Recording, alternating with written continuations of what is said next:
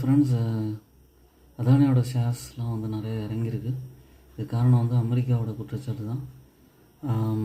இவங்க ரெனியூபிள் எனர்ஜிக்காக போட்ட ஒப்பந்தம் வந்து கென்யா வந்து ரத்து செஞ்சுருக்காங்க. அது காரணம் இவங்க வந்து பெரிய மோசடி செஞ்சுருக்காங்கன்னு சொல்லி அமெரிக்க நிறுவனம் வந்து சொல்லியிருக்கு. இதில் வந்து அதானி என்டர்பிரைசஸ் கரண்ட் ப்ரைஸ் வந்து 2184 ரூபா, ரிட்டர்ன் ஆன் ஈக்விட்டி வந்து 9.73 இருக்குது, ஸ்டாக்கோட பி வந்து 44.7 இருக்குது. இதோட ப்ரைஸ் வந்து ஒரு நல்ல கரெக்ஷன் கொடுத்துருக்கு. ஒரு 3200 ரேஞ்சில் இருந்தது, இது வந்து நல்லா இறங்கியிருக்கு.